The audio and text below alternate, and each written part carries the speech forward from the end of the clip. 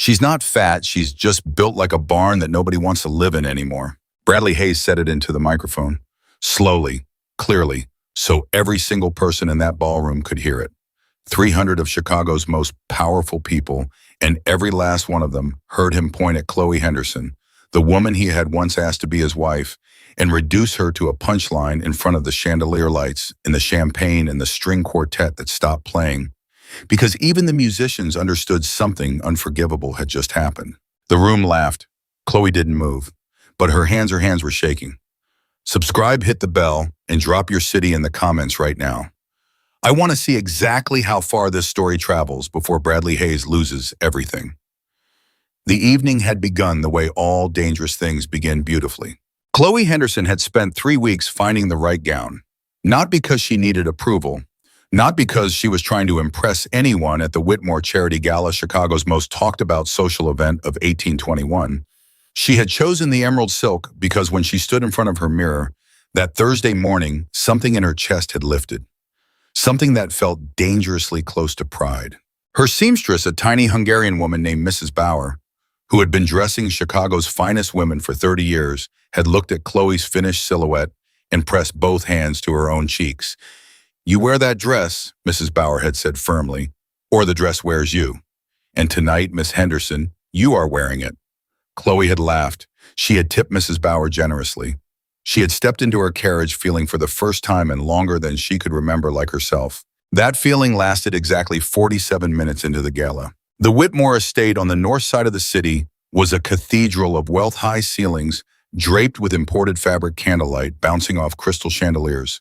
The smell of beeswax and expensive perfume layered over the sharper scent of old money, trying to smell like new virtue.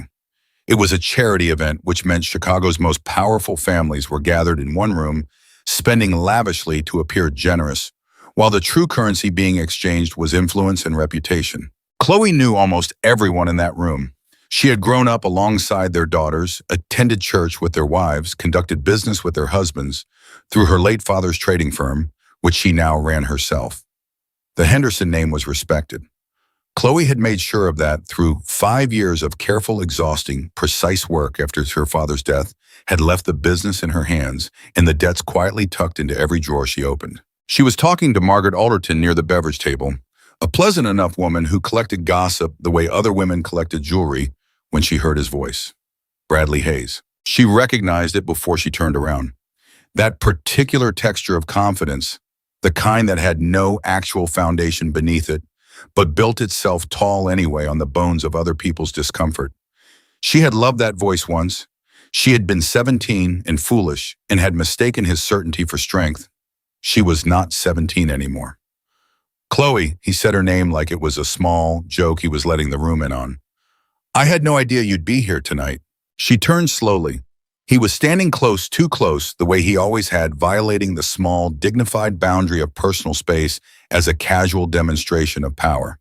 Bradley Hayes at 32 was still handsome in the way that men like him always were, the kind of handsome that photographers loved and people who actually knew him did not trust.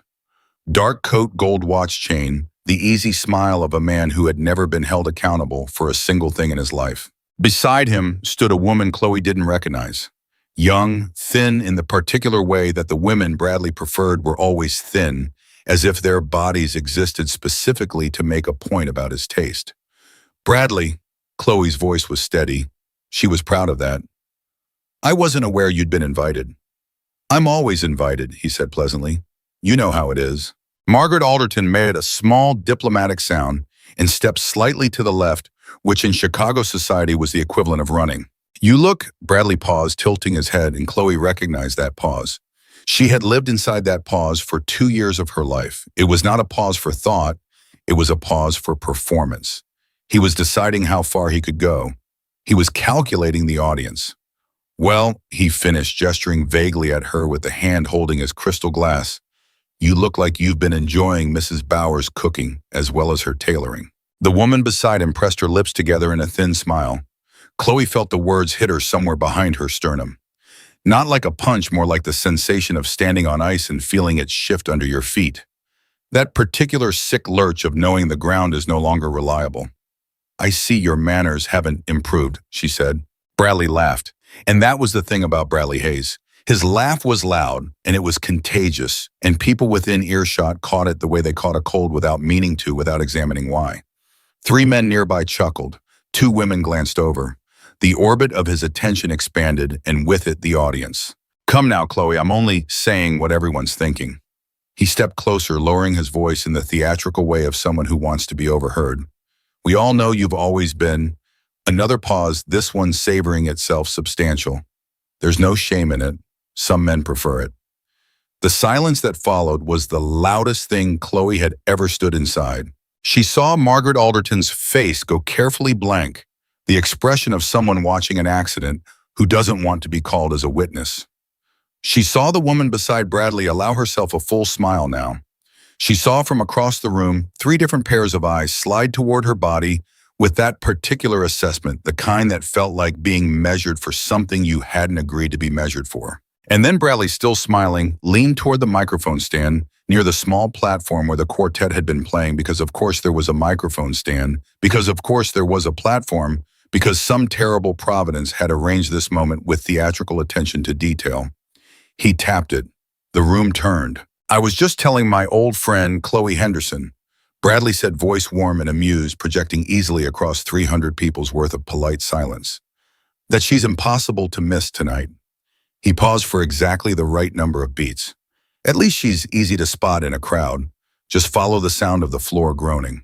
The laughter came fast. It always came fast for men like Bradley. Not because what he had said was funny. It was not funny. It was cruel.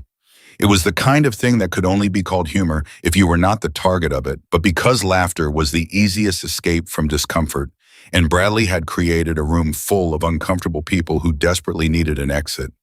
Chloe stood at the center of it. She did not cry. She would not give him that.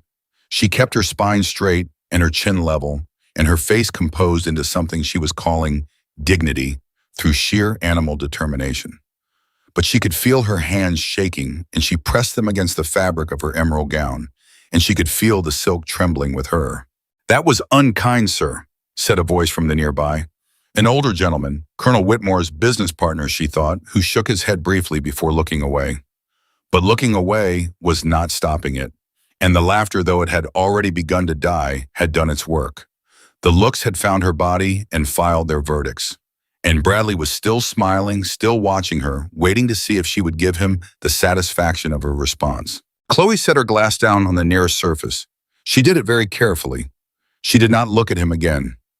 She walked. She walked across the ballroom the way her mother had always told her to walk, like the floor belonged to her, like the air belonged to her, like every step was intentional. She walked through the crowd that parted for her with that particular mix of pity and relief that people feel when the storm passes over someone else. She walked past the quartet, past the decorated columns, past the marble fireplace with the oil portrait of someone's important grandfather staring down with permanent disapproval. She walked until she found the library. The Whitmore Library was on the east wing of the estate, set back from the main ballroom by 2 long corridors and a pair of heavy oak doors. Chloe had discovered it 2 years ago at a smaller gathering when she'd needed to escape a conversation about investment speculation, and had stumbled into 20 feet of floor-to-ceiling bookshelves in a wingback chair that had immediately felt like sanctuary.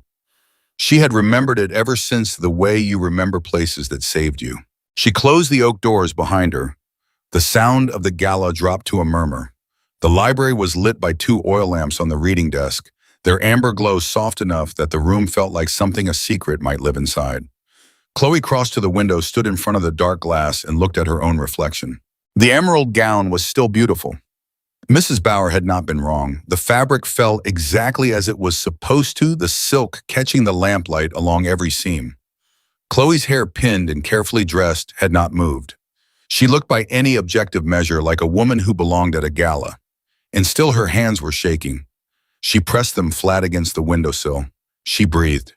And then, with absolutely no intention of doing so whatsoever, she started to cry. Not the pretty, restrained kind of crying that she might have managed in front of people. This was the kind that comes after you have been holding something too large for too long, ugly and quiet, and coming from somewhere genuinely deep.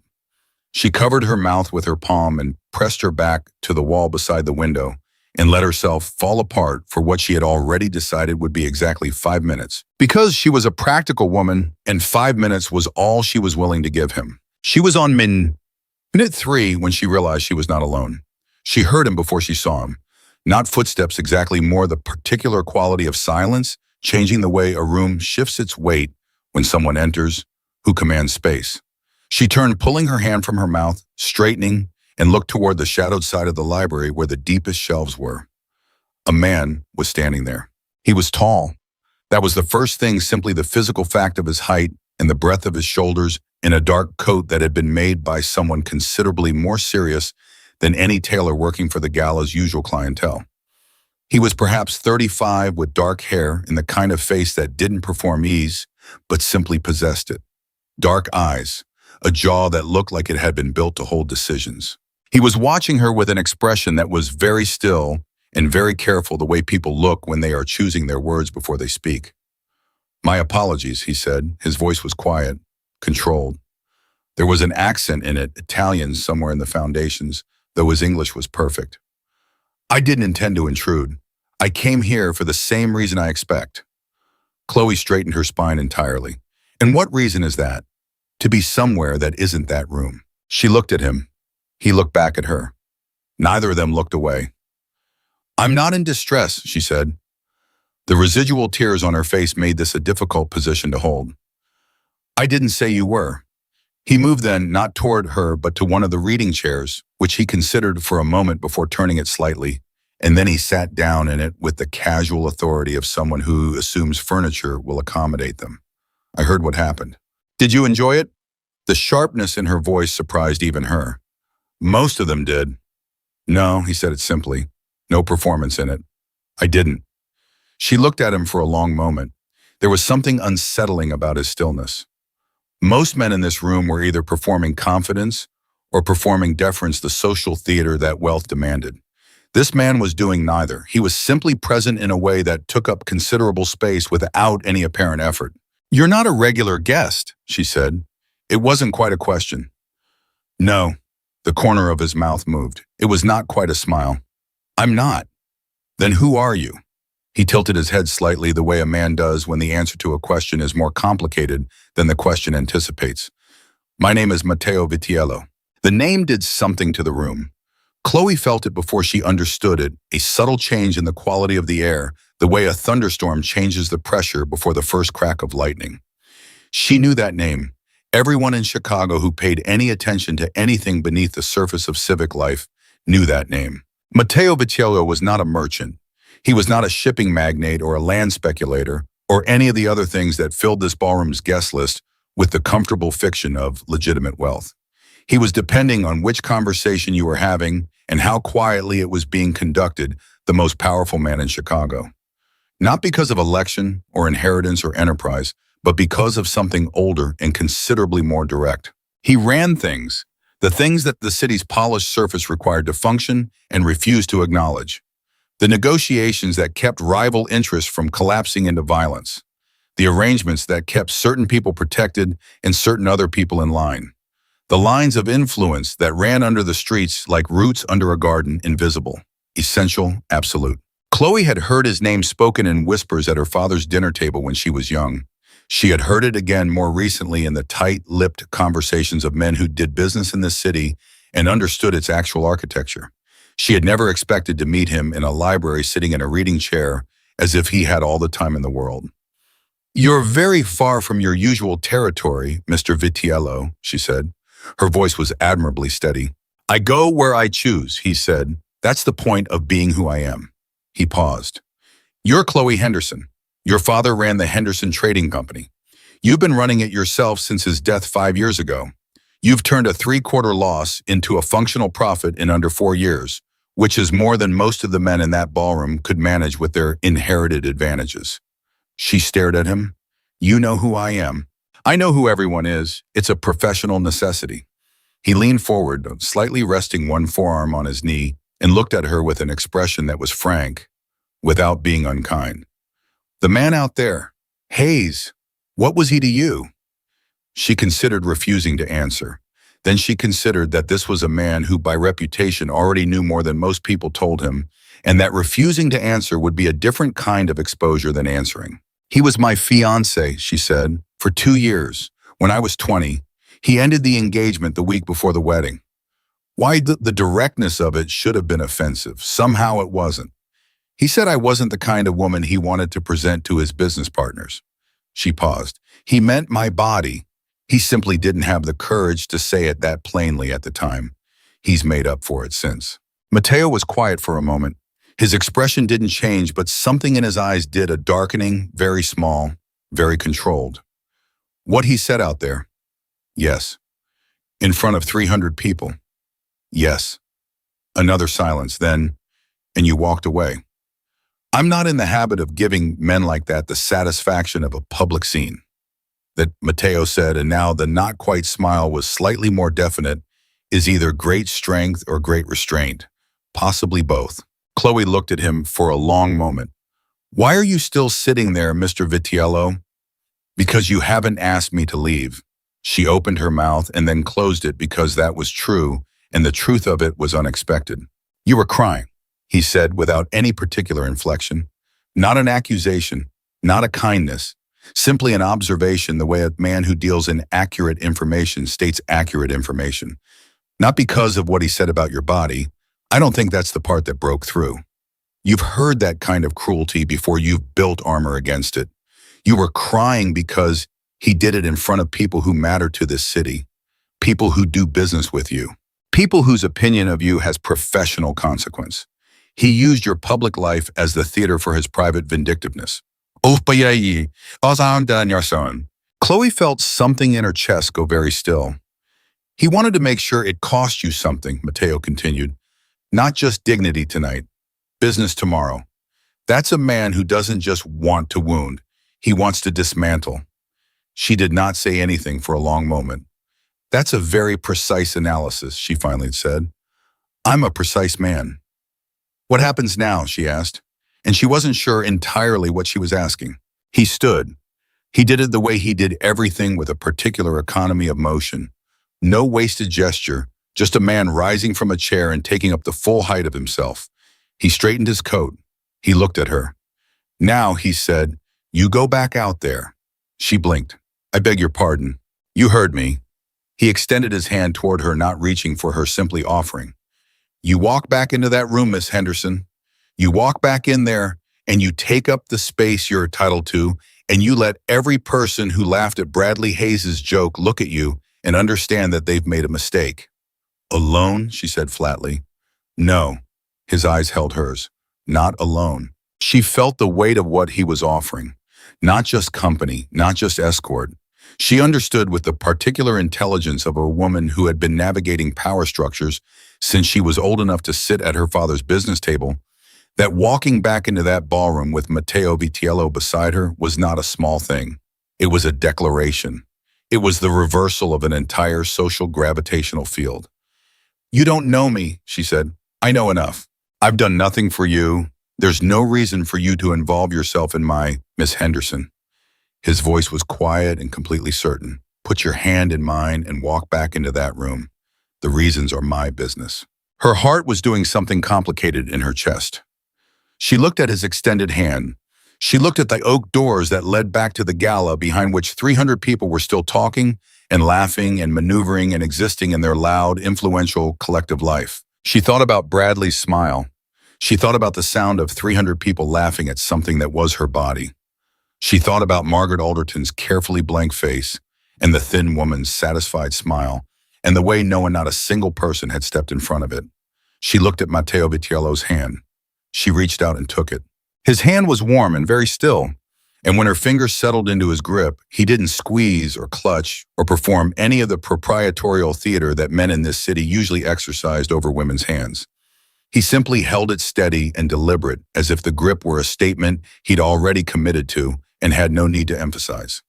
One thing, Chloe said before they moved. Yes, if you are doing this for reasons that will eventually require something from me that I am not willing to give, I'm not. He looked at her directly. You have my word. She studied his face. She had spent her entire adult life reading men's faces in business negotiations, learning to separate what was performed from what was real. There was nothing performed in his expression. There was only the steady, direct attention of a man who said what he meant and had so much power that deception had become unnecessary. "All right," she said. And Matteo Vitiello turned toward the oak doors of the Whitmore Library with Chloe Henderson's hand in his and walked. The doors opened. The corridor stretched before them. The sound of the gala grew closer, music and voices, and the particular roar of 300 people in a room who had no idea what was about to walk back through their door. Chloe's spine was straight. Her chin was level. The emerald gown caught the hallway light and moved with her. Her heart was hammering. She was afraid, and she walked anyway. Because that was the only answer she had ever found to fear that was worth anything at all. The doors of the Whitmore Library opened and the sound of the gala rushed back in like water filling a room. Chloe felt it before she saw it, the shift in the air, the way 300 people's worth of conversation and music and clinking crystal reorganized itself around a new gravitational center. She felt it in the way Matteo's hand, still holding hers, remained completely still, not tightening, not pulling, just present, steady, like an anchor dropped in moving water. They stepped into the corridor together. She could hear her own heartbeat. She was certain in that particular irrational way of the genuinely terrified that everyone else could hear it too. "Slower," Matteo said quietly beside her. "I'm walking fine." "You're walking like you're trying to outrun something." He didn't look at her when he said it. He kept his eyes forward. "Slow down. Let them adjust to you. Don't adjust to them." She wanted to tell him that it was easy advice from a man who had never once in his life been adjusted to by anyone. But she slowed down, and she felt almost immediately what he meant. There was a difference between moving through a room and owning the movement. She had known that once. Bradley Hayes had spent 2 years teaching her to forget it. They reached the entrance to the ballroom. The quartet had resumed playing. The chandeliers were still blazing. The conversation was still flowing in that particular artificial current of polite society that never fully stops regardless of what cruelties it has just witnessed and chosen to accommodate. But heads were turning. Not dramatically, this crowd was too practiced for that, but in the small, controlled ways that meant the information was spreading. Eyes moving, shoulders shifting. The invisible telegraph of social awareness transmitting something new. Chloe Henderson was back, and she was not alone. She felt the exact moment the room registered Matteo. It moved through the crowd like a stone dropped in still water. Ripple after ripple, each one expanding outward. A woman near the door touched her companion's arm and leaned in. 2 men near the fireplace straightened. A third man, someone Chloe recognized as a city alderman, turned fully around and then turned back very quickly, with the particular body language of a man who has decided he did not see what he just saw. "They know you," Chloe said very quietly. "Most of them owe me something," Matteo replied, equally quiet, which amounts to the same thing. They moved into the room. The space around them opened without anyone appearing to consciously create it. That was the thing that struck Chloe most, not that people moved aside, but that they did it so naturally, so immediately, as if proximity to Matteo Vitiello activated some deep instinct for self-preservation that overrode all of the evening's careful social choreography. It was not deference, it was something older than deference. It was the recognition of something genuinely dangerous moving through a room full of people who had always been at their core prey. And then Chloe saw Bradley. He was standing near the far side of the room, still holding his drink, still wearing the expression of a man riding the high of a successful performance. He was talking to 2 other men, the Caldwell brothers, shipping merchants from the South Side. Both of them the kind of men who laughed loudest at things that were not funny, because they understood instinctively that laughing with powerful men was safer than not. Bradley had his back partially to the entrance. He hadn't seen them come in. Chloe watched the moment he did. It happened in stages. First, one of the Caldwell brothers looked past Bradley's shoulder and his expression changed. Then the other one. And then Bradley, reading their faces the way vain men always read other people's faces for information about themselves, turned around. The drink in his hand stopped moving. She watched his eyes find her first, then slide to the man beside her, then snap back to her as if confirming what they had seen was accurate, and then back to Matteo. And she watched Bradley Hayes' face do something she had genuinely never seen it do in the 2 years she had known him. It went completely blank. Not controlled, not performing. Blank the way a face goes when the brain behind it has encountered something it does not have a prepared response for, and is running very quickly through every option and finding none of them adequate. One of the Caldwell brothers excused himself. Just like that mid-conversation, no explanation, simply turned and walked in the opposite direction. The other followed 30 seconds later. Bradley was alone. Mateo guided Chloe toward the center of the room with that same unhurried, absolute confidence. And as they moved, Chloe became aware of something extraordinary happening around her. The laughter from earlier, that collective, thoughtless, social reflex laughter that had followed her across the ballroom and into the library and sat with her while she pressed her back against the wall and cried, that laughter's authors were now looking at her differently. She could see it happening in real time. The recalculation, the social arithmetic being hastily revised.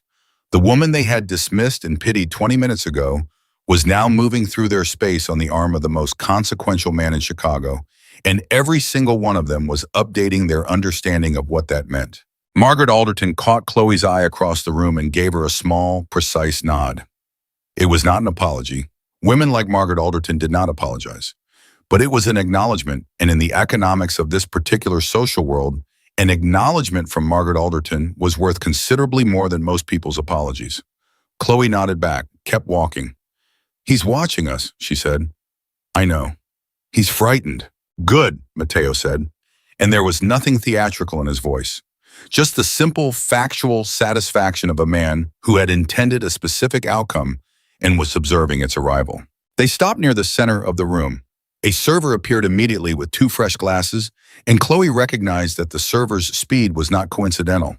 It was trained instinct, the same instinct that had cleared the path through the crowd. Mateo took both glasses and handed one to Chloe, and she accepted it, and they stood together in the middle of the Whitmore ballroom, and the room arranged itself around them the way rooms arrange themselves around their actual centers of gravity, regardless of where the furniture has been placed. "He's going to come over," Chloe said. She could see it happening, the internal debate visible, even from this distance. Bradley's pride was at war with his self-preservation. She knew both of those forces intimately. She had watched them wrestle for dominance inside him for 2 years. "Let him," Mateo said. "He'll say something. He won't be able to help himself.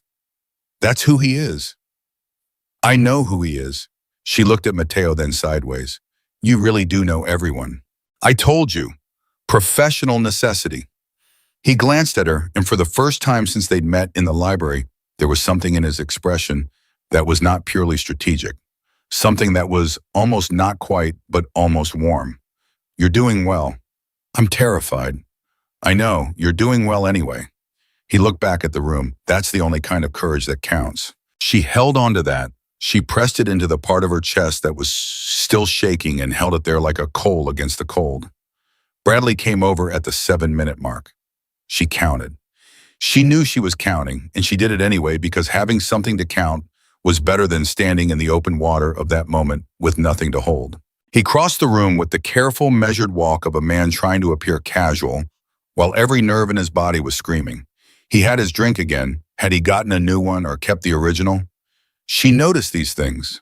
She had always noticed everything about Bradley Hayes. It had taken her a long time to understand that noticing everything about someone and loving them were not the same thing at all. He stopped 6 feet away.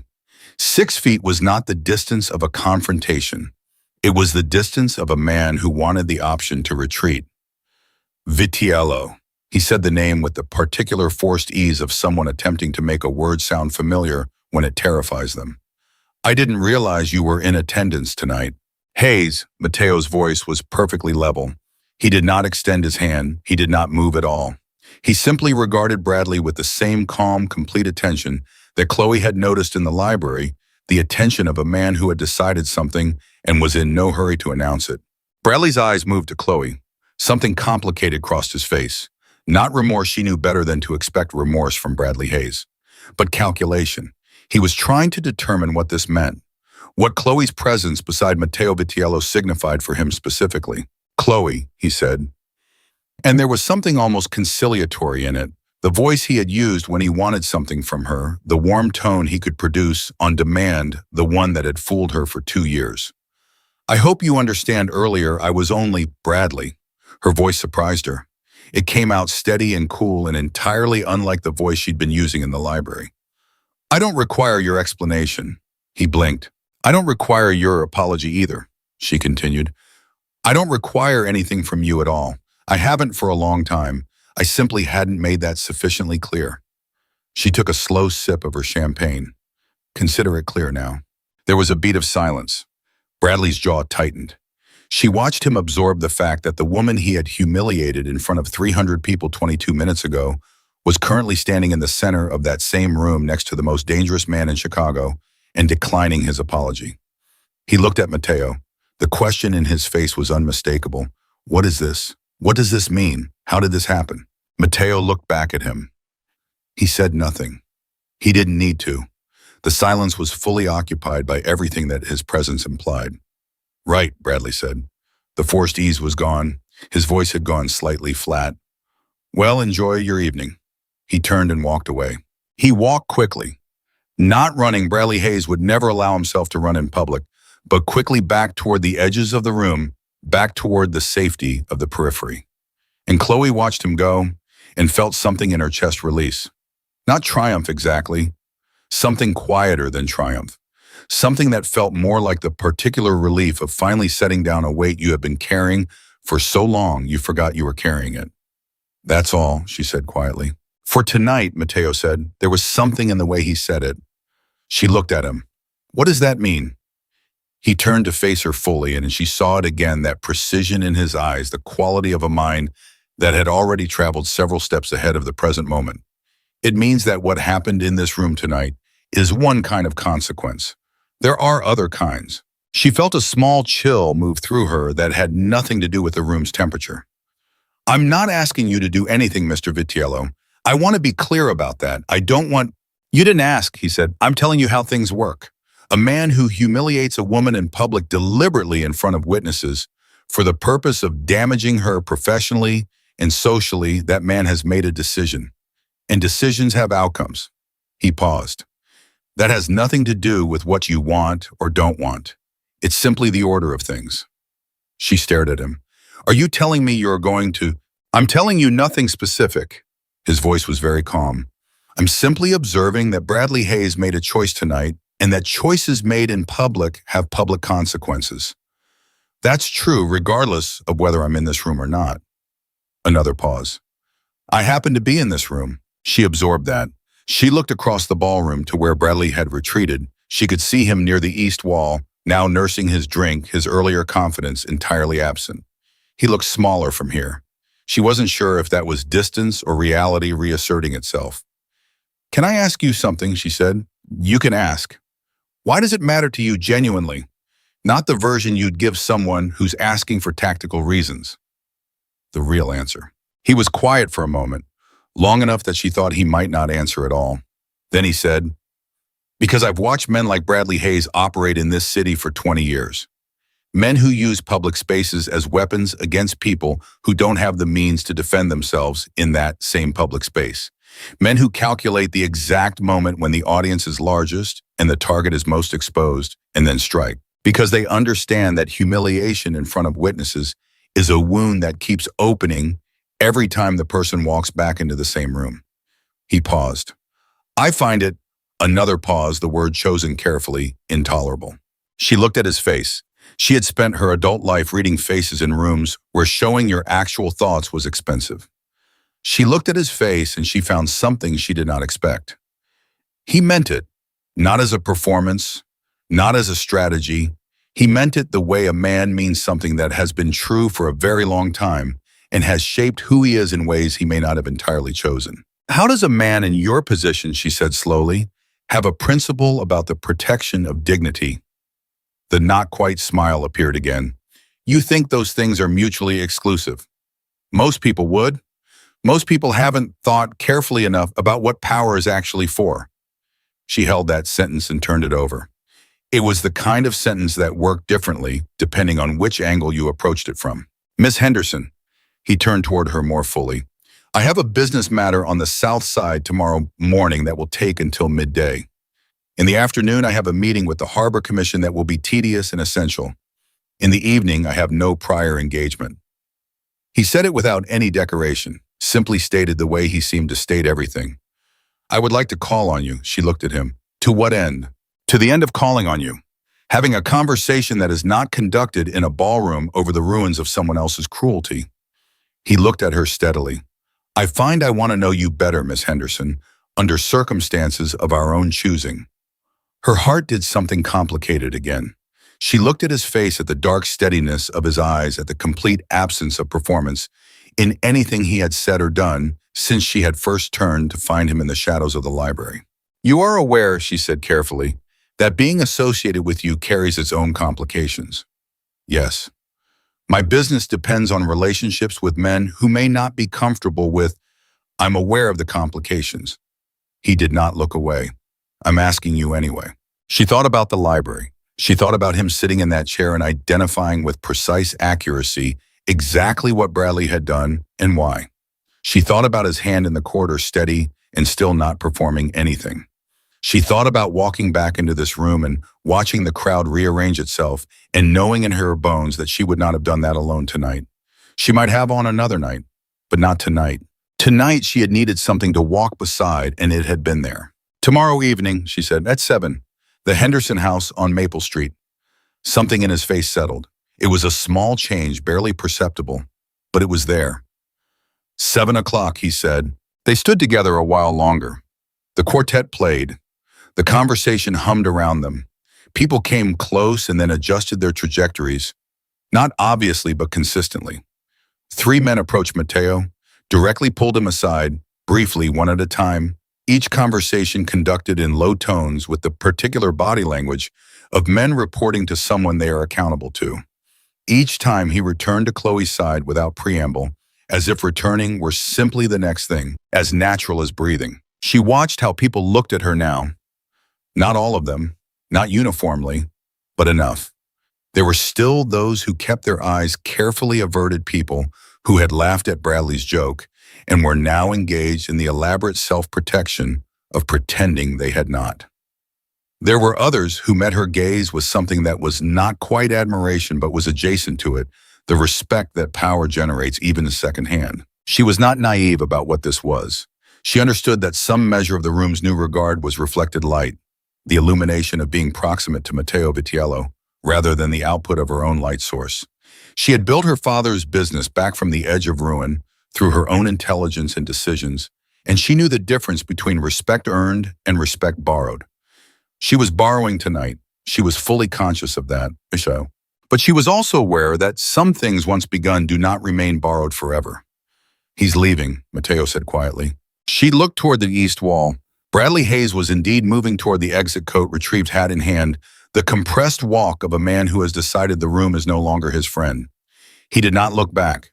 He passed through the doors of the Whitmore estate into the Chicago night without a backward glance, and something about the neatness of his departure, the way he simply removed himself from the room he had used as his stage, made Chloe feel something she hadn't expected.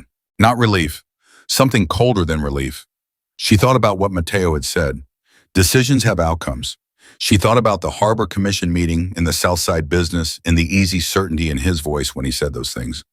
She thought about the 3 men who had come to him in the course of one evening at a charity gala, and what that meant about the number of men who came to him over the course of a week, a month, a year. She thought about what it meant that Bradley Hayes had walked out of this room looking like a smaller man than he had walked in. And she thought, and this was the thought that surprised her most, she thought about what it would mean for him tomorrow, and the day after. And the day after that. She turned to find Matteo watching her. What are you thinking? He asked. She met his eyes.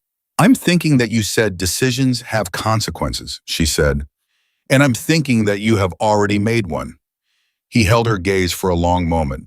Then he said simply, yes. About him. Yes.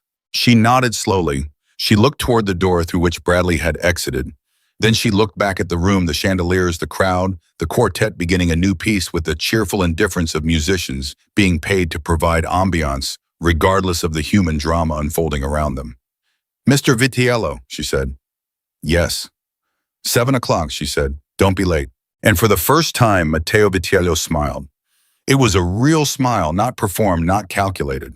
It arrived on his face the way real things arrive without announcement. I'm never late, he said. He was not late. At exactly 7 o'clock the following evening, Chloe heard the knock at the front door of the Henderson house on Maple Street. Not the hesitant knock of a man uncertain of his welcome. Not the aggressive knock of a man announcing his importance. 3 measured strikes evenly spaced the knock of a man who knew precisely where he was and had decided to be there. She had been ready since 6:45. She would not admit that to anyone. Her housekeeper, a sharp-eyed woman named Dorothea who had worked for the Henderson family since before Chloe was born and had developed over decades a finely calibrated radar for the significance of events, opened the door and then came to find Chloe in the sitting room with an expression that was not quite alarm, but was adjacent to it. "There is a gentleman at the door, Miss Henderson," Dorothea said. She paused, reaching for the word substantial gentleman. "Show him in, Dorothea. He has 2 men with him outside on the street." "Show Mr. Vitiello in," Chloe said. "His men can remain where they are." Dorothea looked at her for a moment with the particular expression of a woman who has opinions she is professionally obligated not to voice, and then went to show him in. Matteo walked into the Henderson sitting room and looked immediately different from how he had looked in the ballroom. Not smaller he was, if anything more present in the confined space of a private room than he had been in the grand theater of the Whitmore estate, but different. The gala had been his performance space by necessity. This was hers, and he seemed to understand that distinction immediately, the way he seemed to understand most things quickly and without requiring it to be explained. "Miss Henderson?" He was carrying something, a box wrapped in cloth, which he extended toward her with the directness that characterized everything he did. "I was told you favor green." She took the box carefully. "Who told you that?" "I pay attention," he said, which was not an answer and was entirely an answer. She opened the box. Inside was a length of ribbon, deep emerald green silk, the Iraq shade of last night's gown. Just the ribbon. Nothing extravagant. Nothing that declared too much. Just a precise, considered token that said, "I noticed and I remembered." She looked up at him. "This is very specific." "I'm a specific man." He held her gaze. "You wore something last night that you had chosen for yourself with care, and a person who was not worth your attention tried to make you ashamed of it. I thought it deserved to be acknowledged as what it actually was." "Which is beautiful," he said, simply, without performance. She set the box down carefully on the table beside her and gestured toward the chair across from the settee. "Sit down, Mr. Vitiello." He sat. Dorothea appeared with tea that Chloe had not asked for, delivered it with pointed efficiency, and retreated with the energy of a woman who intended to remain within earshot. Chloe decided not to address this. "You had your Harbor Commission meeting today," she said. "I did. Tedious and essential as predicted. More tedious than anticipated." Something in his expression shifted. "The commission has been taking payments from Bradley Hayes's firm for preferential dock access. Has been for approximately 3 years. Chloe went very still. "You found that out today." "I confirmed it today. I suspected it before." He picked up the tea Dorothea had delivered and looked at it for a moment as if evaluating its intentions. "Your firm ships through those same docks. You've been paying standard rates while Hayes paid reduced ones. The difference over 3 years amounts to," he named a figure. She felt the blood leave her face. That number. That specific number represented the difference between the profit margin she had managed to build and the margin she should have had. She had wondered privately why her numbers never quite reached the projections she modeled. She had assumed her own error. She had spent 2 years auditing her own decisions looking for the mistake. There had been no mistake. There had been Bradley Hayes paying less for the same water, the same docks, the same routes, and the commission pocketing the difference and calling it business. "He was undercutting me," she said. Her voice came out very flat. "This whole time he wasn't just—" She stopped. "It wasn't just the gala. It wasn't just last night." "No," Matteo said. "It wasn't." She stood up. She needed to stand up. She moved to the window, not looking out of it, just needing the distance, needing to move through the sudden hot wave of something that was not grief and was not anger and was the specific combustion that happens when 2 things that were already burning collide. She had thought last night was the cruelty. She had thought the microphone, the laughter, the 300 witnesses, she had thought that was the thing Bradley had done to her. But that had been public. That had been visible. The dock payments had been invisible, running quietly in the background for 3 years, bleeding her businesses in increments small enough not to trigger alarm, large enough to matter. He had been hurting her in private long before he hurt her in public. He knew, she said. He knew I'd taken over the firm. He knew which docs I used.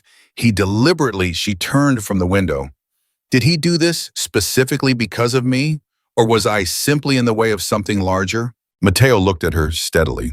Both, he said. He had the commission arrangement before your father died.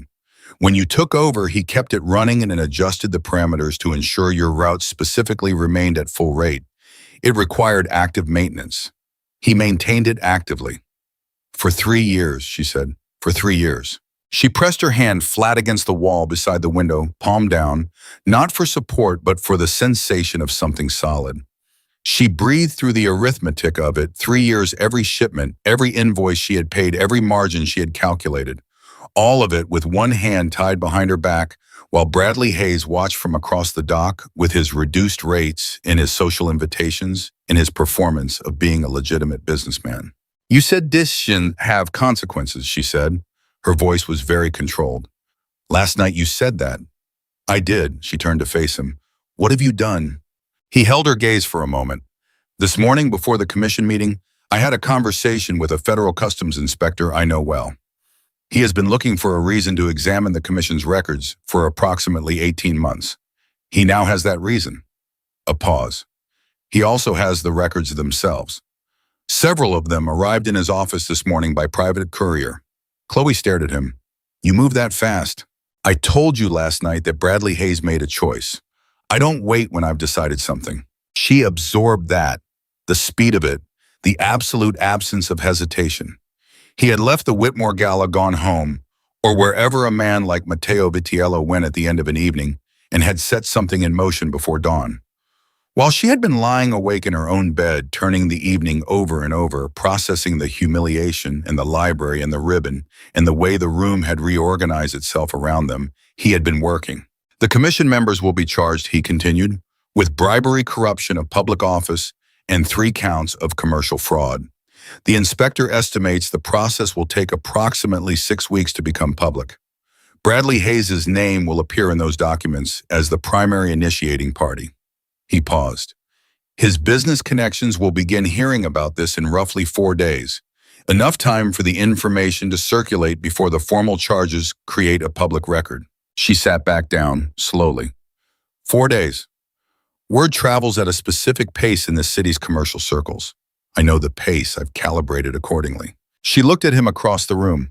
This man sitting in her father's old chair, in her sitting room on Maple Street drinking Dorothea's tea, and describing the demolition of Bradley Hayes' financial credibility with the same quiet precision he brought to everything else.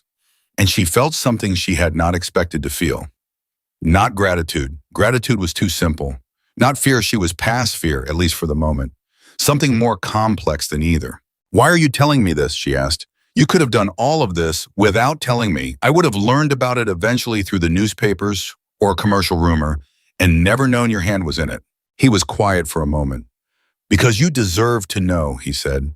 Because you have spent 3 years working against a disadvantage that was deliberately created and had no reason to know it existed. And because, he paused, choosing carefully, I don't want there to be things I'm doing that you don't know about. Not with you. She heard the distinction in that. Not with you. There were presumably many things Matteo Vitiello did that many people didn't know about. The qualifier was doing significant work.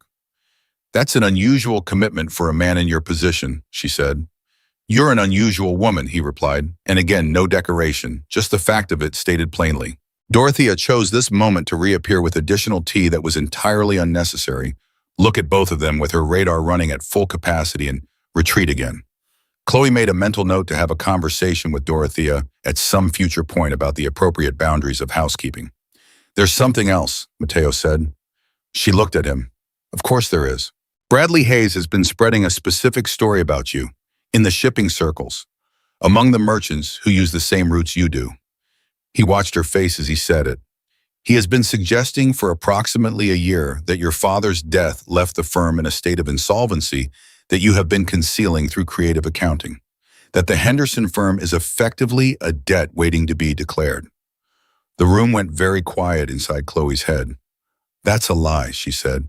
Yes, Matteo said, it is. I turned that firm around. The books are, I know. His voice was steady. I've seen your books. She stopped. You've seen my, she stopped again. When did you see my books? Before tonight, so, a pause. I told you I pay attention. When I decide I want to understand something, I understand it thoroughly. Your firm is solvent, more than solvent. Your profit margin for this past year, even accounting for the dock rate manipulation, puts you in the top quarter of trading firms operating out of Chicago. He held her gaze. Hayes knew that, which is why the rumor was specifically designed to attack your credibility rather than your actual numbers. He couldn't touch the numbers, so he went after the perception. Chloe pressed her hand to her mouth, not from distress, from the effort of containing the specific quality of rage that arrives when you understand the full architecture of something that has been built against you. She had heard whispers. She had noticed certain merchants being slightly less warm than they had been previously, certain conversations that stopped when she entered a room. She had attributed it to the general difficulty of being a woman running a trading firm in a city that preferred its commerce handled by men. She had worked harder. She had been more precise. She had over-delivered on every contract as a hedge against the ambient skepticism. It had not been ambient. It had been targeted. It had a name. He was attacking me on 3 fronts simultaneously, she said. Her voice was very quiet. The dock rates, the commercial rumor, and the social humiliation. Last night wasn't impulsive. Last night was the third act of something he'd been running for a year. Yes, Matteo said. He wanted to destroy the firm, she said. Not just embarrass me, destroy the business. He wanted to buy it, Matteo said, at distressed price, after the commercial rumor had sufficiently damaged your relationships with your partners and the debt story had created enough doubt that you might be willing to sell at a loss rather than face public insolvency. He paused. He had a purchase offer drafted. His solicitor has a copy. She sat very still. How do you know about the solicitor's copy? Matteo looked at her with those steady dark eyes. Because it is no longer only in the solicitor's possession. She stared at him. Then she said very quietly, You have been thorough. I told you, he said. When I decide something, I don't do it by half measures. She stood up again, moved again.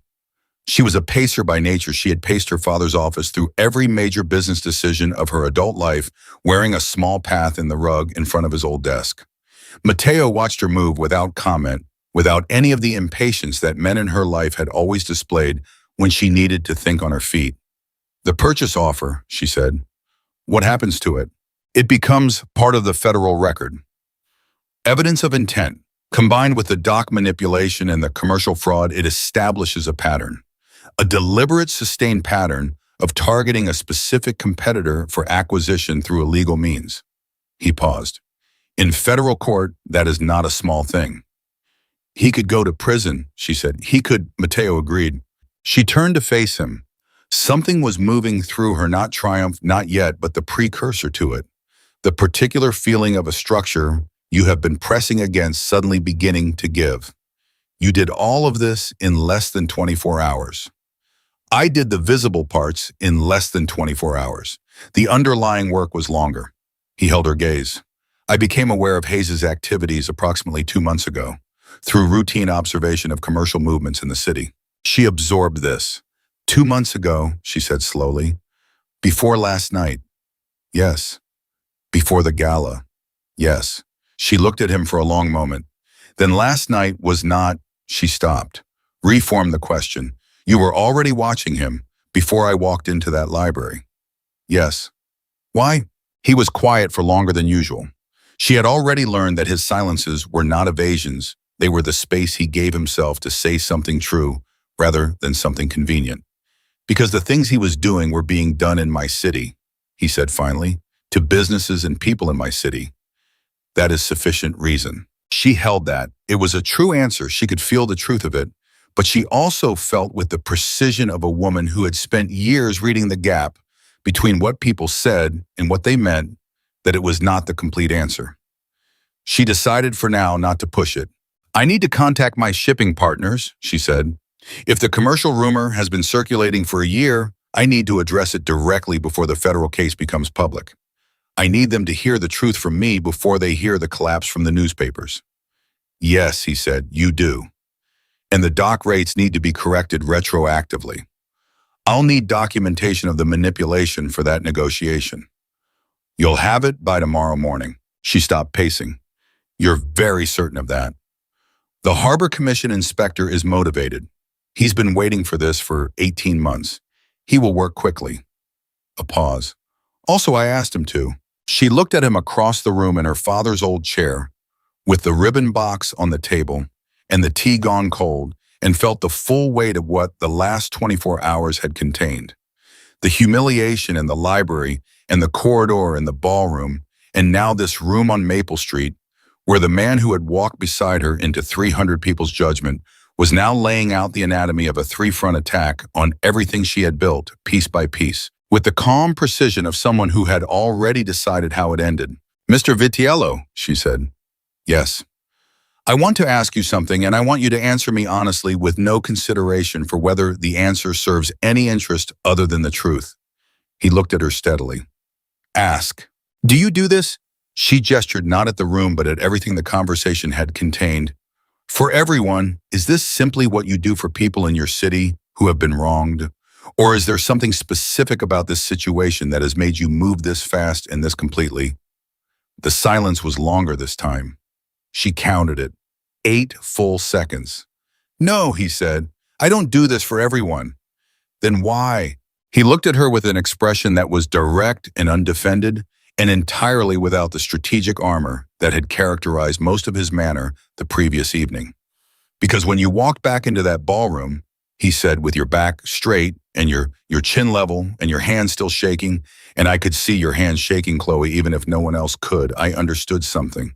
She noticed he had used her name, first name, without the miss.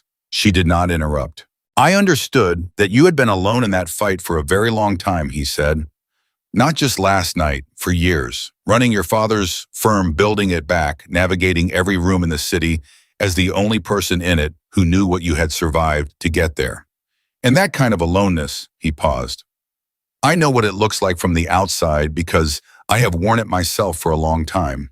And I find that I am not willing to watch you wear it any longer." The sitting room was very quiet. Dorothea was almost certainly listening from behind the kitchen door. Chloe did not care. "That is a very significant thing to say to a woman you met yesterday," she said. Her voice was not steady.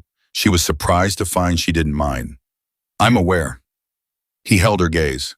"I said I was honest. I didn't say I was cautious." She looked at him for a long moment. This man, this complicated, dangerous, precise, unexpectedly principled man sitting in her father's chair, having dismantled in 24 hours what Bradley Hayes had built against her, over 3 years looking at her as if she were something worth protecting and worth knowing in equal measure. 7 o'clock tomorrow evening," she said, "if you'd like to continue this conversation." He stood. He was smiling again, that real smile, the one that arrived without announcement. "I'll be here," he said. "I know," she said. "You're never late." He left. The front door closed. From the window she heard the sound of the carriage, and then the street went quiet. She stood in the center of the sitting room on Maple Street with her father's old furniture and Dorothea's cold tea and a box containing an emerald ribbon, and she pressed both hands to her face and breathed. She was not crying. She was very specifically not crying. She was simply breathing through the sensation of something enormous shifting in the ground beneath her feet, the particular feeling of tectonic plates rearranging themselves into a new configuration that will never return to what it was before. In 4 days, Bradley Hayes' commercial partners would begin hearing things. In 6 weeks, his name would appear in federal documents. The purchase offer drafted in his solicitor's office would become evidence. The dock rate manipulation would become a matter of record. And Chloe Henderson, who had spent 3 years unknowingly fighting a rigged game with both hands, and her own considerable intelligence would finally be fighting on level ground. She picked up the ribbon from the box, ran it through her fingers. The silk was cool and very green and exactly the right shade. She thought about what Matteo had said. "I know what it looks like from the outside because I have worn it myself." And she thought about the things she did not yet know about him, the full scope of what his power meant, the edges of it, the costs of it, the history underneath it. She thought about the 2 men who had been standing on her street outside her front door for the duration of his visit and what their presence implied about the nature of the world he moved through. She thought about all of that. She turned the ribbon in her hands. And she thought, I have been alone in this for a very long time. And something is changing. And I am afraid of it. And I am not willing to be afraid of it enough to stop it. That was the only kind of courage that counts. He had said that in the corridor the night before. She had held it against the cold of that moment. She was holding it still. The 4 days passed the way dangerous things always pass, quietly on the surface with enormous velocity underneath. Chloe threw herself into work. Not because she was avoiding thought. She had never been the kind of woman who could avoid thought, but because the documentation Mateo had promised arrived at her door at 6:45 on the morning after their conversation, delivered by a young man in a plain coat who handed her a leather satchel, said nothing, and left before she could ask his name. Inside the satchel were 3 years of Harbor Commission payment records, annotated in a precise hand she did not recognize, with the discrepancies between the Hayes rate and the Henderson rate calculated to the penny on a separate sheet. She sat at her father's desk and read every page. It took 2 hours.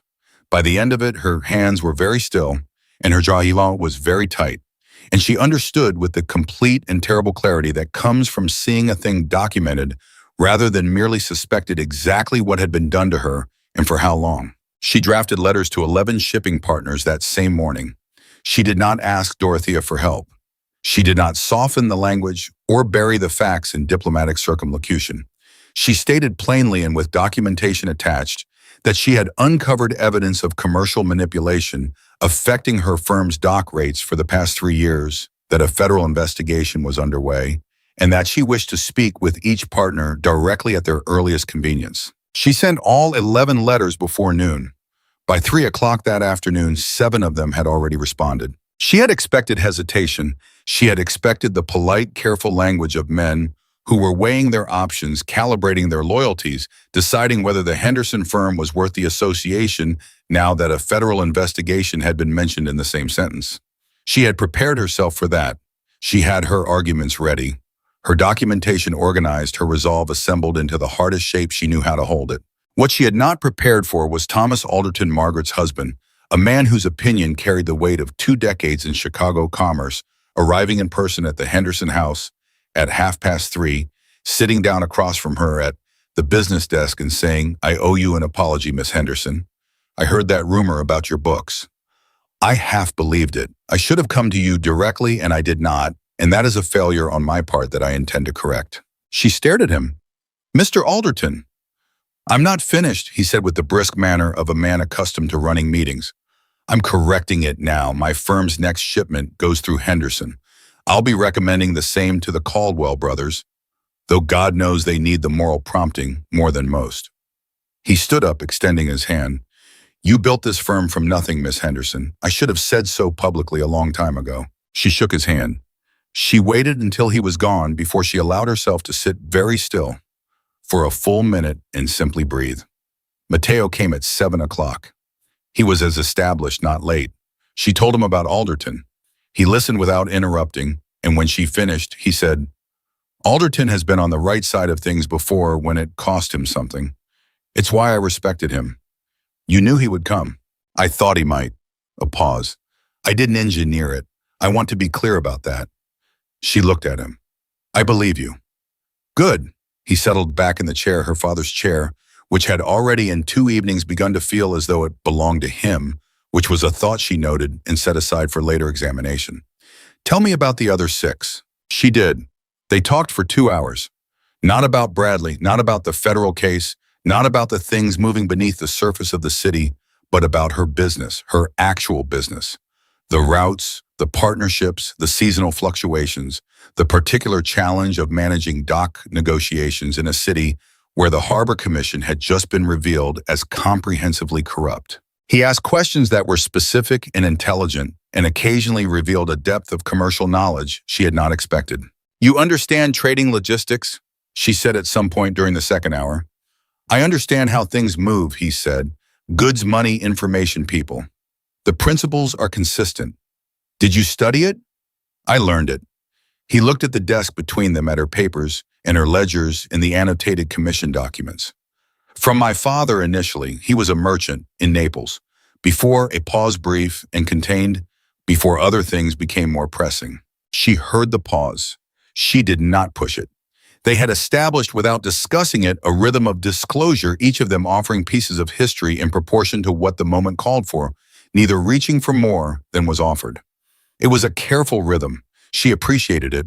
She had been with men before who used questions as excavation tools, digging into her history, the way miners dig into rock, extracting what they wanted and leaving the rest disturbed. Mateo used questions differently. He asked when he genuinely wanted to know. He waited when the answer wasn't ready. He remembered everything. On the third evening, he brought her a newspaper.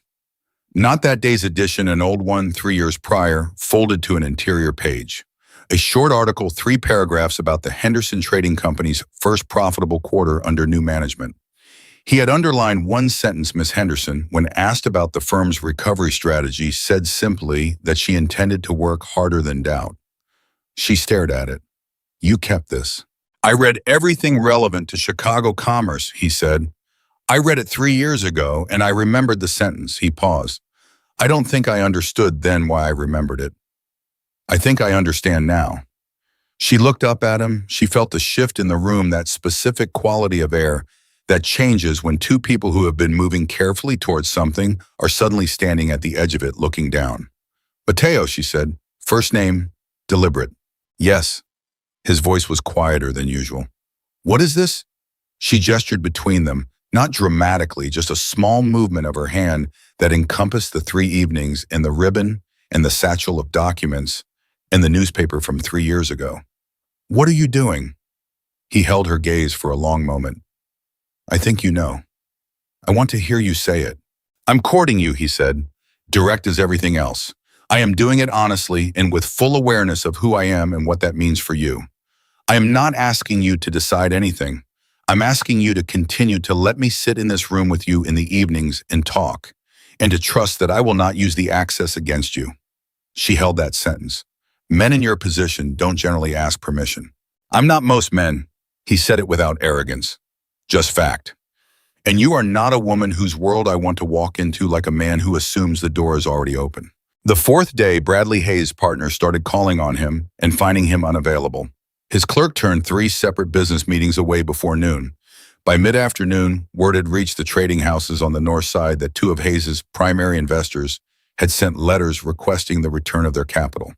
By evening, the Caldwell brothers, who had been among his most reliable social allies, who had laughed with him at the Whitmore Gala less than 4 days prior, had sent a joint letter formally withdrawing from a shipping venture he had organized at considerable expense. Chloe learned about this through Margaret Alderton, who arrived unannounced on the afternoon of the 4th day with the particular energy of a woman delivering information she has been carrying at speed. You need to know what's happening, Margaret said, settling herself into the sitting room with the efficiency of someone who considers sitting a tactical position. Bradley Hayes had a meeting this morning with the federal customs inspector.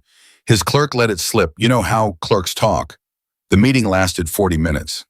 Hayes came out of it looking like a man who has just been told the floor beneath him is not as solid as he believed. She paused. He's been calling in debts all afternoon. People he lent money to 2 years ago, 3 years ago, he's calling them in, which means he needs money quickly, which means he knows the investigation is moving faster than he expected, Chloe said. Margaret looked at her carefully, the look of a woman who has been collecting information for long enough to recognize when someone else already has the full picture. How much do you know? Enough, Chloe said. Margaret was quiet for a moment. Then she said very precisely, the man you were with at the gala. Chloe said nothing. Chloe. Margaret's voice dropped. Its social register, became something more genuine underneath the polish. I owe you an honest word. I stood there that night and I let Bradley say those things to you, and I looked away. I have done that before with other people, in other rooms, and I have told myself it was self-preservation and called it wisdom. She paused. It wasn't wisdom, it was cowardice with a more flattering name, and I am sorry. Chloe looked at her for a moment. The apology was real. She could feel the weight of it, the cost it had taken this woman to come here and say it plainly. I know, Chloe said. Thank you, Margaret. They sat together for another hour. It was the most honest conversation Chloe had ever had with Margaret Alderton. Several things that had existed between them as polished surfaces turned over and showed their actual sides. It was uncomfortable and it was good. After Margaret left, Chloe sat at her desk and looked at the commission documents and thought about the velocity of it, the way consequences once set in motion gather speed. She had spent 3 years in slow accumulation building what Bradley was dismantling. She had not known she was fighting. Now everything was moving fast. Too fast almost to fully feel. Mateo came at 7. He sat down. He looked at her face and said immediately, "What happened today?" She told him us about Margaret. He listened. When she finished, he said, "She came herself. She didn't send a note." "Yes. That matters." "I know." She looked at her hands. "It doesn't undo standing there and looking away." "No," he agreed, "it doesn't. But it's more than most people manage." He paused. "People are capable of more than their worst moment. Not all of them, but some." She looked at him. "Is that experience or philosophy?" "Experience," he said, "hard experience." Something moved across his face, a shadow of something old that passed quickly. "I have seen people I trusted fail entirely when it cost them something real. And I have seen people I had written off find a kind of courage I did not expect." He met her eyes. "I try to remain open to the evidence." She absorbed that. "The investigation," she said, "how fast is it moving?" "Faster than Hayes anticipated," Mateo said. He expected the standard pace of federal procedure. He did not account for the inspector's personal investment in the case or for the completeness of the documentation. A pause. "He is attempting to contact the commission members to coordinate a story. 2 of them have already declined to speak with him. The 3rd met with his own attorney this morning." "He's losing his allies," Chloe said. "He has no allies," Mateo said. "He has people who were associated with him when association was profitable. They are not the same thing, was." He looked at her steadily. "That distinction matters, Chloe. It matters for understanding what he actually had and what you actually have." She heard the weight in that. "What do I actually have?" "Alderton came to you in person," he said. 7 of 11 partners responded the same day. "Dorothea has been working for your family for 30 years, and she listens behind doors because she is genuinely invested in your welfare, Arson, not because she's paid to be."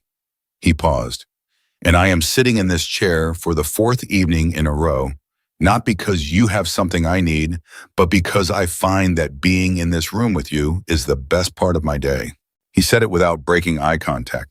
"That's what you have." She felt her chest do something complicated and large. She pressed her hand flat on the desk between them and looked at it for a moment. Then she said, "My late father would have had approximately 47 concerns about you." 47 is generous. I'd estimate 60. "He also would have respected you," she said. "That would have frustrated him considerably." Something shifted in Mateo's expression, something gentle moving briefly through the controlled surface. What was he like? She talked about her father for a long time, longer than she'd talked about him to anyone in years. She talked about the way he ran his business with both precision and genuine care for the people in it. She talked about how he taught her to read a ledger before she could fully read a novel. She talked about the last 2 years of his life, when the illness had narrowed his world to smaller and smaller rooms, and how he'd spent those years worrying about the firm, and she'd spent them worrying about him, and neither of them had said directly what they meant until near the very end. Mateo listened. He asked questions when there were gaps and stayed quiet when the story needed space. He was the best listener she had ever encountered in a life full of people who listened only enough to prepare their next statement. "He would have tested you," she said finally. "He would have asked you very specific questions about your intentions and your finances and your history in that order. And if I answered honestly, he would have asked harder questions." "Good on," Mateo said. "I prefer harder questions." She looked at him across her father's desk in her father's house on the 4th evening of something that had begun in a library, with her hands shaking and his voice saying the right things into the right quality of silence. She looked at him and felt the full weight of everything the week had contained, the humiliation and the anger and the revelation and the documentation and Margaret's apology and Thomas Alderton's handshake and the 11 letters and the emerald ribbon still sitting on the table where she'd placed it 4 days ago and never moved. "I need to ask you something difficult," she said. "Yes."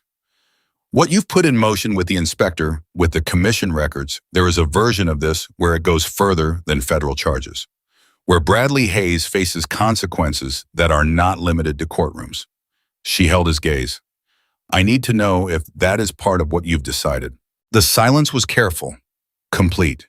He looked at her with that direct, undefended quality that she had come to recognize as his version of honesty. He will face the legal consequences, Mateo said. The federal case will be sufficient to end his commercial life in this city. The dock manipulation alone carries prison time. A pause. There are other things I could do. I have chosen not to do them. She felt something in her chest unknot. Why? Because you didn't ask me to, he said, and because the man does not require more than the law will give him. He is not dangerous in the way that requires the kind of response I am capable of. He is simply small and cruel and greedy, and the law handles small and cruel and greedy adequately. Another pause. I keep a clear line between what is necessary and what is merely available. It's the most important line I keep. She looked at him for a long moment. That line is why you're not what everyone says you are. I'm exactly what everyone says I am. He said quietly. I am also other things. Both are true. She absorbed that, the honesty of it, the refusal to perform either monster or hero. Just a man in a chair keeping his particular lines in a world that did not make keeping them easy. On the fifth morning, the news broke. Not the federal charges, those would come later in 6 weeks as Mateo had predicted. But the commercial collapse began its visible stage. Bradley Hayes' primary investor, a land merchant named Grantham, who had backed 3 of Hayes' ventures in the past 2 years, announced the formal withdrawal of his capital. The announcement was public, unusually public, the kind of public that signals not just business caution, but deliberate distancing. By midday, 2 of the dock commission members had retained separate legal counsel, which told anyone paying attention that they had already begun negotiating their own positions against Bradley's. Chloe read the commercial notices over her morning tea. She read them carefully the way she read everything, and she felt the specific satisfaction of watching an accurate prediction arrive on schedule. Not joy exactly, something quieter and more durable than joy. The satisfaction of a woman who has been told the truth about what was done to her and is now watching the architecture of it come down brick by careful brick in the right order. She picked up the emerald ribbon from the table, held it, thought about Mrs. Bauer saying you wear that dress or the dress wears you. Thought about the 47 minutes at the beginning of the evening when she had felt genuinely like herself. She was going to feel like herself again. Not because Bradley Hayes was falling, not because Mateo Vitiello was sitting in her father's chair in the evenings, but because she had walked back into that ballroom with her hands shaking and her spine straight, and she had said what needed to be said, and she had not given him the satisfaction of a public scene, and she had chosen at the moment when the choice was hardest to keep moving. That had been hers. That had always been hers. The ribbon was the right shade of green. She tied it around her wrist and went to work. The federal charges came on a Tuesday. Chloe learned about them the way she had learned to expect most significant things in the 6 weeks since the Whitmore Gala. Not from the newspapers, not from commercial rumor, but from Mateo himself, who arrived at 7 o'clock on a Tuesday evening in early autumn, sat down in her father's chair, and said without preamble, "It's done, the charges were filed this morning, all 3 commission members and Hayes." She set down her pen. She had been working on the quarterly ledger, the first quarterly ledger in 3 years that reflected accurate dock rates retroactively corrected, with the difference paid back to the Henderson firm by the commission as part of their negotiated cooperation with the federal inspector. The number on the page in front of her was larger than any number she had produced in 5 years of running this business. It was by any measure the truest picture of what the Henderson firm actually was when it operated on level ground. She looked at that number, then she looked at Mateo. "All 4 of them," she said, "all 4. He held her gaze. Hayes faces 3 counts of commercial fraud, 2 counts of bribery of public officials, and 1 count of conspiracy to acquire a competitor's assets through illegal means. A pause. The inspector was thorough. The solicitor's copy of the purchase offer was particularly useful. She thought about this purchase offer. The document that had been sitting in Bradley's solicitor's office, the formal plan to buy her father's firm, at distressed price drafted while Bradley was engineering the distress. She thought about what it represented, not just greed, but the specific premeditated cruelty of a man who had once held her hand and told her he loved her, and had spent the subsequent years quietly building the machinery of her destruction while attending the same galas and breathing the same air and smiling across the same rooms. How did he react, she asked, when the charges were filed? He denied everything, Mateo said, which is expected. Then he attempted to implicate the commission members as sole actors and himself as a victim of their corruption. A brief pause.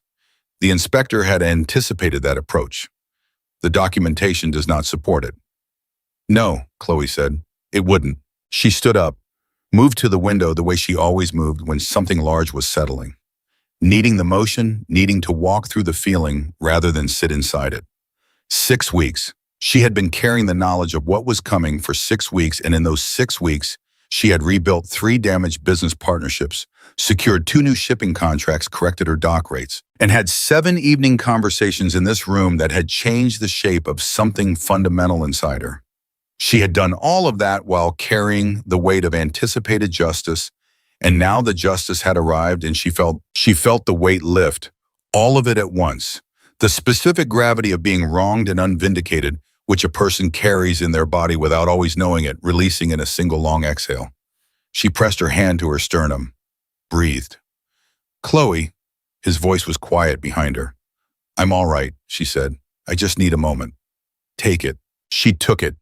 She stood at the window and breathed through the release of something she had been holding since before the gala, since before she even knew what Bradley had been doing since the first quarter, when her numbers hadn't matched her projections and she had assumed her own error. She breathed through all of it. It took approximately 90 seconds. Then she turned around. Tell me the rest, she said. He told her. The commercial fallout had moved faster than even Mateo had predicted. 2 of Bradley's remaining investors had filed their own civil suits against him before the federal charges were even formally announced, having received advance indication from their own legal contacts that the charges were coming and moving preemptively to protect their capital. The Caldwell brothers had issued a public statement, which in the commercial circles of 1821 Chicago was the equivalent of a formal declaration, disavowing any ongoing association with Hayes and his ventures. 3 of the Dock Commission's former clients had already approached the Henderson firm directly about future shipping arrangements. Chloe listened to all of it.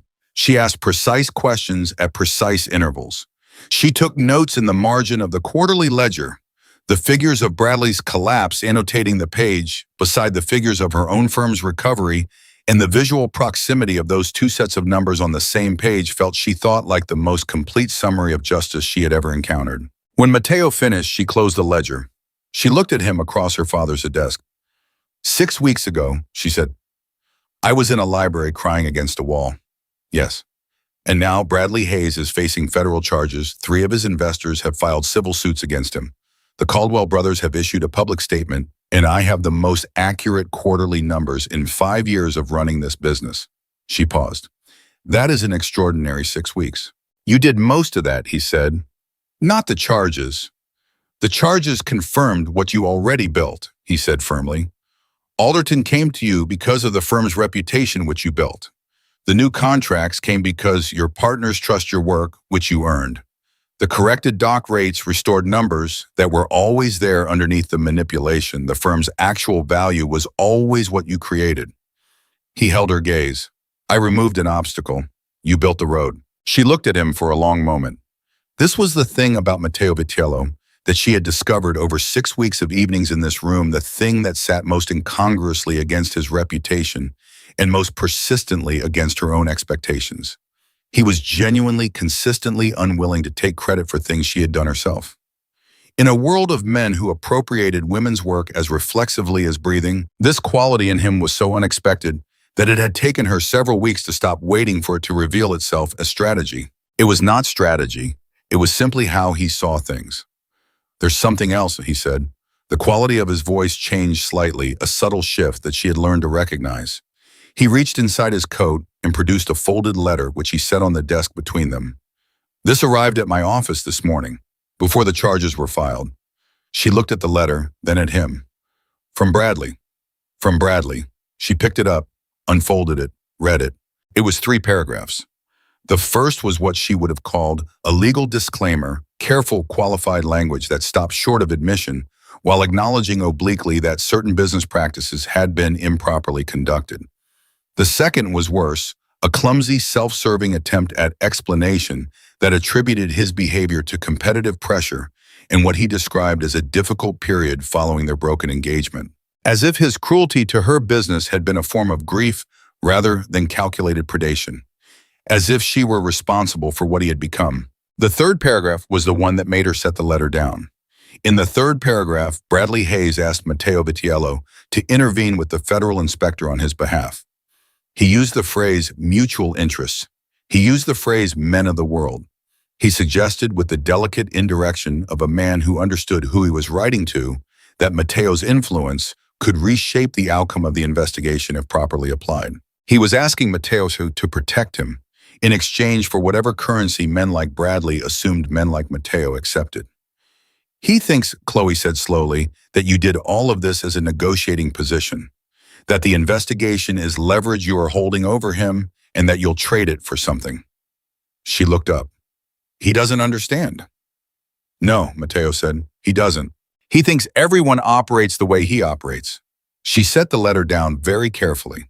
He thinks every relationship is transactional at its core, and every action has a price, and every man has a number, and he has done the calculation and decided that whatever number you have, he can meet it. She paused. He cannot imagine that you simply did this because it was right. Men who have never done anything simply because it was right cannot imagine that others do, Matteo said. It doesn't fit their model of how people work. She looked at the letter on the desk between them, at Bradley's handwriting, which she recognized had once found charming, had received in notes slipped to her across dinner tables in the early months of their engagement, when she had been young and had not yet learned to read the gap between a man's words and his actual character.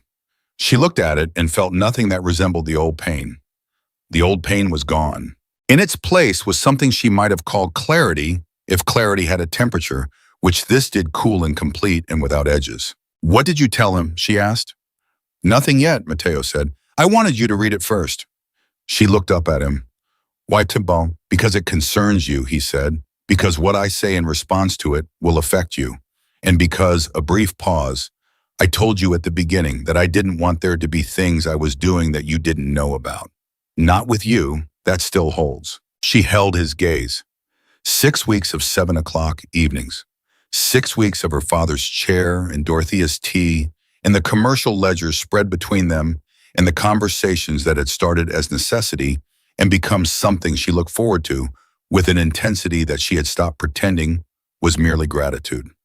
6 weeks of a man who asked before he acted and remembered everything and kept his lines and told her the truth without dressing it in anything softer than it was. Tell him no, she said. Tell him that his letter has been noted and that no intervention will be forthcoming, and that he should direct his remaining energies towards securing competent legal representation because he will need it. She paused. Tell him that clearly, the way you tell things. Matteo's expression did something she recognized now, that small, contained movement that was his version of satisfaction. That's exactly what I'll tell him. Good. She picked up the letter and held it over the lamp on the desk until it caught. She held it burning until the heat reached her fingers, then dropped it into the empty fireplace grate and watched it finish. Now that's done. He watched her do it. When the last edge of the paper had gone dark, he said, "There's one more thing." She looked at him. You say that regularly. I mean it regularly.